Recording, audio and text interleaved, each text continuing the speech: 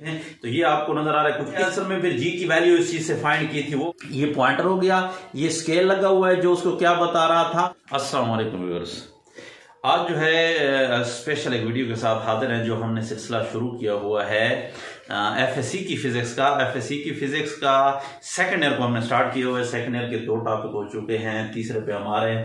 ठीक है, टॉपिक आपको अंदाजा हो गया होगा, कूलम्स लॉ हमने आज जो है ना वो उसको डिस्कस करना है। तो कूलम लॉ को डिस्कस करने से पहले एक चीज आप पढ़ते तो हैं कि कूलम लॉ ने जो है कूलम ने क्या किया था, एक सीरीज ऑफ एक्सपेरिमेंट्स की थी। कूलम से पहले जो है याद रखें कि उसकी कुछ हिस्ट्री हम ये डिस्कस कर सकते हैं कि ये पॉजिटिव चार्जेस और नेगेटिव चार्जेस के बारे में साइंटिस्ट जानते थे कि पॉजिटिव चार्जेस भी होते हैं, नेगेटिव भी, यानी 2 टाइप ऑफ चार्ज के बारे में जानते थे। और ये भी पता था कि भाई आपके पास पॉजिटिव और पॉजिटिव चार्जेस एक दूसरे को क्या करते हैं, रिपेल करते हैं, और पॉजिटिव और नेगेटिव यानी अपोजिट चार्जेस एक दूसरे को अट्रैक्ट करते हैं, ये भी मालूम था। लेकिन अब सवाल ये पैदा होता था कि भाई ये फोर्स कैसे मालूम करेंगे, यानी पॉजिटिव और नेगेटिव जो एक दूसरे को अट्रैक्ट करते हैं या रिपेल करते हैं, वो या नेगेटिव एक दूसरे को रिपेल करते हैं। तो ये आपके पास चार्जेस जो है इनको हम कैसे फाइंड करेंगे कि वो कितनी फोर्स के साथ रिपेल कर रहे हैं या कितनी फोर्स के साथ अट्रैक्ट कर रहे हैं। तो इसके ऊपर जो है इसके ऊपर कूलम ने जो है क्या किया, एक सीरीज ऑफ एक्सपेरिमेंट किया, यानी काफी ज्यादा एक्सपेरिमेंट किए, सीरीज ऑफ एक्सपेरिमेंट किए, सीरीज ऑफ एक्सपेरिमेंट। और आखिरकार वो सीरीज ऑफ एक्सपेरिमेंट जो है वो किस चीज से किए, उसने जो ये जो आपको सामने नजर आ रहा है जिसको टॉर्शन बैलेंस कहते हैं या कैवेंडिश apparatus कहा जाता है इसको। ठीक है, और ये क्या है, एक मैं आपको विजुअलाइज करवाऊंगा। अभी मैंने इसको बना के रखा हुआ है, यहाँ पे अगर आप देखें तो ये आपको नजर आ रहा है कुछ इस टाइप का जो है, इसके अंदर ये स्फेयर वगैरह, ये सारी मैं आपको डिटेल के साथ अभी बताता हूं। लेकिन इससे पहले थोड़ा सा हिस्ट्री को डिस्कस कर लेते हैं। ठीक है, वो क्या है तो अगर आप चाहते हैं, यानी इसका जो कूलम ने एक्सपेरिमेंट किया था और सीरीज ऑफ एक्सपेरिमेंट से पूरा जो है उसने एक एवरेज वैल्यू निकाली थी, फोर्स फाइंड की थी, फिर उसको ऐड भी किया था, मल्टीप्लाई भी किया था। ठीक है, आर के साथ इसने किस तरह उसकी रिलेशन है, यानी उसका स्क्वायर के साथ इनवर्सली प्रोपोर्शनल है, या वो फोर्सेस की चार्जेस की सम के साथ डायरेक्टली प्रोपोर्शनल है, इनवर्सली है, या प्रोडक्ट के साथ डायरेक्टली इनवर्सली है। इसके ऊपर उसने काफी ज्यादा डेटा इकट्ठा किया था। अगर आप चाहते हैं कि वो डिटेल आपको जो है ना वो शेयर करें उसके ऊपर वीडियो, तो अगर आपने कमेंट किया किसी ने तो फिर बाद में जो है मैं डिटेल वीडियो भी उसकी बनाकर वो पूरा का पूरा डेटा भी सामने रखूंगा। और कैसे उसको पता चला कि ये चार्जेस के सम के ऊपर नहीं बल्कि चार्जेस के प्रोडक्ट के ऊपर जो है वो डिपेंड करता है, उसके साथ डायरेक्टली प्रोपोर्शनल है। बहरहाल तो अभी उसने क्या कहा, अच्छा उसने क्या किया कि थोड़ा सा जो है ग्लू, अब यहां से अगर आप देख रहे हैं उसने क्या किया, टॉर्शन बैलेंस यूज किया। ये आपके पास क्या है, टॉर्शन बैलेंस, या फिर आप इसको कह सकते हैं क्या चीज, कैवेंडिश। नाम सुना है ना कैवेंडिश, क्या, discoverer of the hydrogen. Hydrogen जिसने डिस्कवर की थी, तो उसने असल में फिर जी की वैल्यू इस चीज से फाइंड की थी। वो कैसे की थी वो फिर बाद में किसी दिन हम इसको भी डिस्कस कर लेंगे। ठीक है, लेकिन अभी जो है यहाँ पे आपको जो नजर आ रहा है, ये इस तरह का एक उसने जार लिया, उस जार के ऊपर ये एक ट्यूब थी और इस ट्यूब के ऊपर, ठीक है, अभी अगर मैं आपको दिखाऊं यहाँ पे देखें, यानी ये क्या था, एक पॉइंटर लगा था, पॉइंटर स्प्रिंग के साथ ऐड है। जब हम इसको नीचे से, ये जो वायर जा रही है नीचे स्प्रिंग, इसके साथ नीचे जो है 2 जो है स्फेयर्स इसके साथ क्या है, हैंगिंग है। ठीक है, ये जार और जार के ऊपर क्या लगा हुआ है, इसके साथ एक पैमाना है। ठीक हो गया, ये वाला पैमाना जिससे उसने सेपरेशन फाइंड की थी कि एक स्फेयर दूसरी को जो रिपेल करती है उनके दरमियान डिस्टेंस कितना हो गया। ठीक हो गया, और अब जो है उसने क्या किया, यहाँ पे एक उसका सुराख था, इधर से एक टोटली उस सुराख का जो है, और इसकी एक वायर ये स्ट्रिप जा रही है, इसके साथ ऊपर जो है एक क्या लगा हुआ है, यहाँ पे पॉइंटर लगा हुआ है। पॉइंटर में थोड़ा सा नजदीक करके दिखा देता हूं, अगर यहां से देखो, ये पॉइंटर और पॉइंटर का ये पॉइंटर हो गया, ये स्केल लगा हुआ है जो उसको क्या बता रहा था, फोर्स बता रहा था। और इधर फोर्स कैसे फाइंड की थी, वो टॉर्क से फाइंड की थी। ठीक हो गया जी, जो आपके पास ये उसको फॉर एग्जाम्पल देखो ऐसे रोटेट करेगा तो इधर से अगर आप दिखाऊं, देखो ये ऐसे रोटेट करेगा, जब इधर से ये वाली जाए इसको रिपेल करेगी तो ये ऐसे रोटेट करेगा। अगर ये वाली स्फीयर इसके साथ करें तो ये फिर उसको जब रिपेल करेगी तो उसको ऐसे रोटेट करवाएगी और ये टॉर्क इस तरह से पॉइंटर जो है वो उसको फोर्स देगा। ठीक हो गया।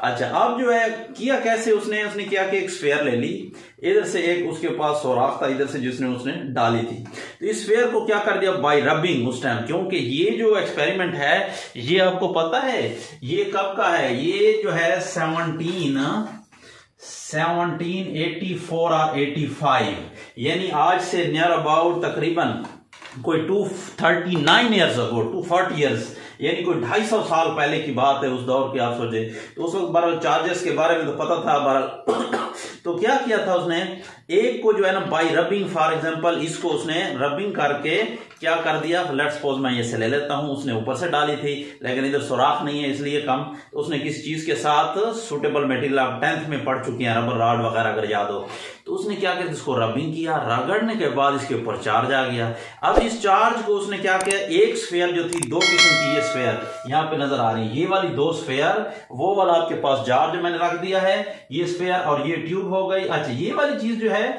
ये इधर उसने इसके साथ एक मिरर लगाया था, इधर से लाइट, और ये जब घूमती है तो वो मिरर घूमता था जैसे अगर आपने क्या नाम है गैल्वानोमीटर अगर पढ़ा हो, अगर नहीं तो फिर आगे जाकर पढ़ेंगे, तो गैल्वानोमीटर अगर पता हो तो उसमें भी ये दो मेथड, एक मिरर रिफ्लेक्शन मेथड है, एक और आपके पास पॉइंटर वाला है। ठीक है, तो ये भी हो सकता था उसमें अंदर, फिर इस तरह से यानी जितना ये ऐसे रोटेट करेंगी तो ये उतना मिरर ऐसे रोटेट करेगा और लाइट रिफ्लेक्शन इधर जाएगी इस तरफ।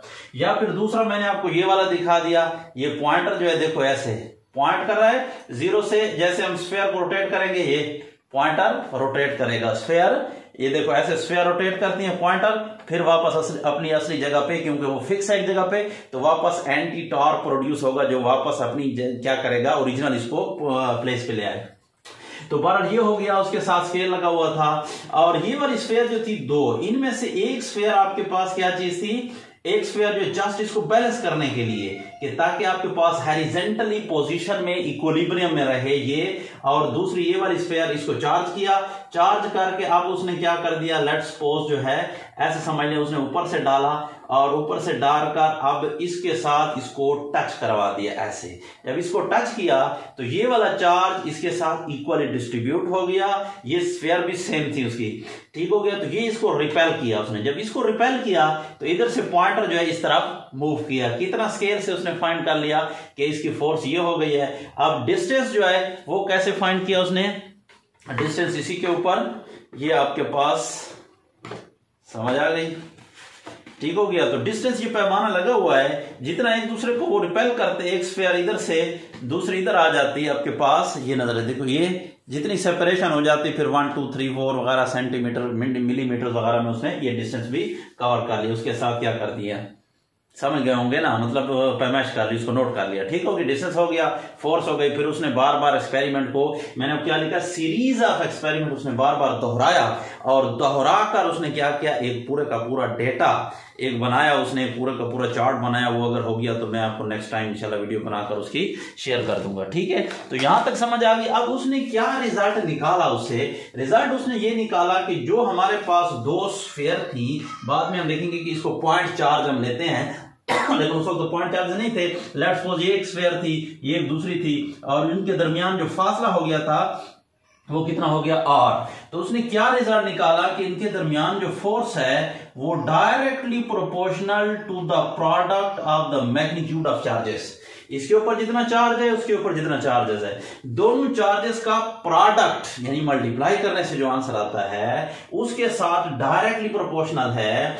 और दूसरी बात उसने क्या रिजल्ट निकाला कि वही force inversely proportional to the square of the distance between them, यानी इस स्फीयर के दरमियान, यानी इसको पॉइंट चार्ज दे रहे हैं और इसको भी, और इसके दरमियान कितना डिस्टेंस हो गया, आर। तो आर के स्क्वायर के साथ इनवर्सली प्रोपोर्शनल है, और जो लॉ इस तरह होते हैं आर के स्क्वायर के साथ इनवर्सली प्रोपोर्शनल होते हैं, याद रखें हम कहते हैं कि ये जो लॉ है वो इनवर्स स्क्वायर को ओबे करता है, ये इनवर्स स्क्वायर को ओबे करता है।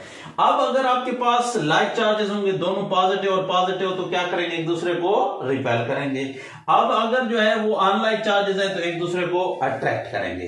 ठीक है, सिंपली ये वाली फोर्स तो आपने इसकी जो है फॉर्म वो पढ़ी हुई है, F1 F2, और आपको पता है कंबाइन करेंगे इक्वेशन 1 एंड इक्वेशन 2। जब इसको कंबाइन करेंगे तो आपके पास आ जाएगा F is proportional to Q1 Q2 by R का स्क्वायर। अब मैं थोड़ा सा इधर करके लिख देता हूं, तो ये आपके पास क्या हो जाएगा, F इज इक्वल टू, यहां पे क्या लगेगा, constant K Q1 Q2 by R square. तो ये आपके पास क्या है, मैग्नीट्यूड ऑफ द फोर्स, किस K क्या है, वेयर K की जो वैल्यू है, value K is the constant of proportionality. K क्या चीज है, K is equal to the constant of proportionality.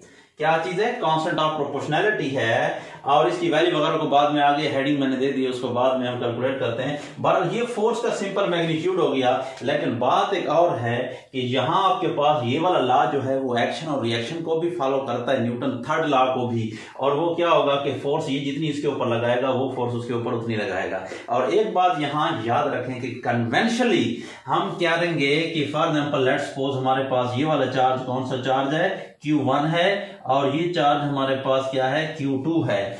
तो अगर Q1 फोर्स लगा रहे Q2 पे, तो हम कहेंगे force on Q2 due to charge 1।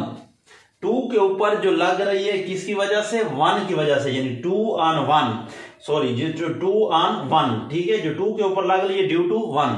और इसके ऊपर करोगे तो फिर ये क्या आ गई, इसको हम करेंगे फोर्स ऑन 1 ड्यू टू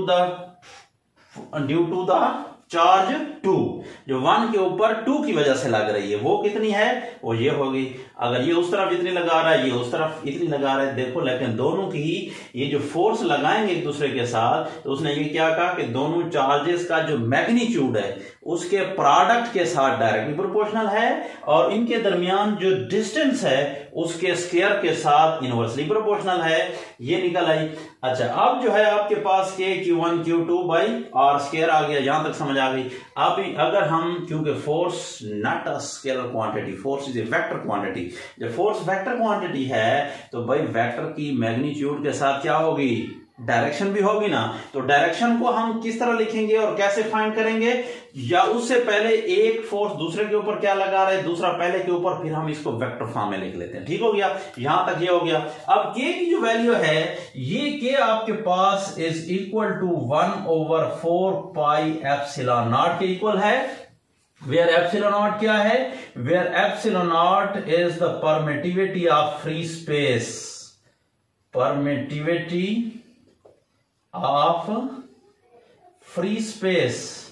ये आपके पास permittivity of free space, permit करना, इजाजत देना, ये यानी फ्री स्पेस कितना अलाउ करती है चार्जेस को कि वो एक दूसरे के ऊपर फोर्स लगाएं, या कितना रोकती है, कितना इजाजत देती है, कितना मतलब परमिट करती है उसको। ठीक हो गया। अब जरूरी तो नहीं है कि हर जगह हमारे पास कोई वैक्यूम ही हो, लेकिन ये तो वैक्यूम के लिए, बहरहाल ये जो मटेरियल मीडिया के लिए होगा, न्यूटन क्या नाम है अपना, Coulomb's law for the material medium के लिए, इसको नेक्स्ट टाइम जो है दूसरी वीडियो में डिस्कस करेंगे, कि हो सकता है वीडियो की मतलब काफी ज्यादा लेंथी हो जाए और बोरिंग ना हो आपके लिए, थोड़ा सा ख्याल रखेंगे इस चीज का भी। तो 1/4 पाई एप्सिलॉन नॉट, तो एप्सिलॉन नॉट की जो वैल्यू हमारे पास वो है 8.85 इंटू 10⁻⁻12 कूलम स्क्वायर पर न्यूटन मीटर स्क्वायर। अगर ये वाली वैल्यू हम इसमें डाल दें, पाई की वैल्यू डाल दें, 4 मल्टीप्लाई करके सबको 1 के ऊपर डिवाइड करें, तो आपके पास जो K की वैल्यू आती है वो 8.9989 आती है, जिसको हम लेते हैं 9 इंटू 10⁻⁹ न्यूटन मीटर स्क्वायर पर कूलम स्क्वायर। और यही आपके पास K की वैल्यू है। और K की वैल्यू को बल्कि यहां तक तो आपके पास आ गई है, लेकिन मैं इसको K की वैल्यू जो है, ठीक है, K की वैल्यू क्या आ गई हमारे पास, यानी K की वैल्यू is equal to 9 into 10⁻⁹ newton metre square पर कूलम स्क्वायर हो गया। तो ये अगर देखें तो ये के की वैल्यू बहुत बड़ी है, 10⁻⁹, यानी अगर 9 के साथ 9 जीरो लगेंगे, 9 के साथ 9 जीरो यानी गीगा में वैल्यू आएगी। तो ये आप अपने ध्यान में रखें, काफी बड़ी वैल्यू है गीगस के अंदर। तो ये फोर्सेस हो गए, ठीक हो गया कि कितनी फोर्स लगा रही है। अब हम देखते हैं कि भाई ये के जो है वो किस चीज पे डिपेंड करता है। तो याद रखें जो dependence of the value of के है, इन चीजों को अच्छा एक बात आपने याद रखनी है कि जितनी भी आप ज्यादा हेडिंग्स देंगे, ये याद रखें पॉइंट, उतनी ही ज्यादा आपको क्या करेंगे, मार्क्स मिलेंगे। ये याद, अगर मार्क्स लेना चाहते हो तो हेडिंग को बढ़ाएं। जिस तरह मैंने आपको हेडिंग दी है, हिस्ट्री लिखें, उसके बाद स्टेटमेंट लिखें, उसके बाद डिराइवेशन लिखें, डिराइवेशन के बाद आप जो है वैल्यू ऑफ के लिखें, और वैल्यू ऑफ के की हेडिंग देकर फिर उसके बाद डिपेंडेंस क्या है, यानी वैल्यू ऑफ के किस चीज पे डिपेंड करती है। तो वैल्यू ऑफ के जो है वो डिपेंड करती है किस चीज पे, दो चीजों पे डिपेंड करती है। एक तो आपके पास मीडियम पे, कि आपके पास मीडियम कौन सा है, नंबर 1, और नंबर 2, मैं तो यहां पे शॉर्टकट लिख रहा हूं, आपने पूरा लिखना है कि वैल्यू ऑफ के जो है वो depend upon the following factors. कौन कौन से, number 1 permittivity of the medium. Medium कौन सा यूज हुआ है, दो फोर्सेस, दो आपके पास जो चार्जेस हैं उनके दरमियान मीडियम क्या है, एयर है या वैक्यूम है या कोई और चीज है, ठीक हो गया। और दूसरा जो है आपके पास सिस्टम ऑफ यूनिट्स कौन सा यूज कर रहे हैं, यानी आपके पास सिस्टम ऑफ यूनिट्स। क्या मतलब ये है कि अब के यहां पे जो यूज होगा वो क्यू और आर और एफ की कौन कौन सी आप यूनिट यूज कर रहे हैं, यानी आर की वैल्यू डिस्टेंस की मीटर यूज कर रहे हैं या सेंटीमीटर कर रहे हैं, यानी सीजीएस कर रहे हैं, फुट कर रहे हैं, यानी एफपीएस कर रहे हैं, कौन सा सिस्टम, फिर हर एक के लिए उसकी वैल्यू अलग अलग आएगी, ठीक हो गया। लेकिन हम चूंकि एसआई सिस्टम यूज करते हैं तो एसआई सिस्टम में के की वैल्यू यही होगी फॉर द वैक्यूम के लिए। लेकिन अगर हम वैक्यूम नहीं कोई और मीडियम डालेंगे तो और मीडियम के लिए के की वैल्यू ये नहीं होगी, के की वैल्यू तो ये आएगी, ठीक है, वैक्यूम के लिए, लेकिन फिर जो है उधर एप्सिलॉन की वैल्यू चेंज हो जाएगी, तो फिर के की वैल्यू भी चेंज होगी, ठीक हो गया। अच्छा, अब आते हैं, ये दो फैक्टर हैं जिनके ऊपर आपके पास क्या है, यानी के की वैल्यू डिपेंड करती है, के की वैल्यू इन दो फैक्टर पे। अच्छा, अब आ जाते हैं जरा इसकी वेक्टर फॉर्म के ऊपर। स्केलर फॉर्म आपने पढ़ी हुई है, देखो F1 जो है वो क्या है, F21 mean force on 2 due to the charge 1, जो 1 लगा रहा है 2 के ऊपर, तो लिखेंगे उल्टा, याद रखें। अब ये किस तरफ लगा रहा है, इस तरफ लगा रहा है, ये लाजिम बात है, दोनों मैंने सेम बनाए होते, दूसरे को रिपेल करेंगे, और ये जो फोर्स होगी लगेगी कहां, force will act along the line joining these two charges, और इन दो चार्जेस को जो लाइन ज्वाइन कर रही है उस लाइन के अलोंग, और उस लाइन को हम क्या कहते हैं, फोर्स को, फोर्स वाली जो लाइन होती है इसका the line of the action of force. जिस फोर्स आप इधर लगा रहे हैं, अब मैंने इसके ऊपर लगाई है तो इसकी डायरेक्शन में लाइन को आगे और नीचे बढ़ा दें पीछे, तो इसको हम क्या कहेंगे, line of the action of force, यानी ये आपके पास ये line of the action of force है, हम इसको इधर धक्का दे रहे हैं, फोर्स लगा रहे हैं, ठीक हो गया।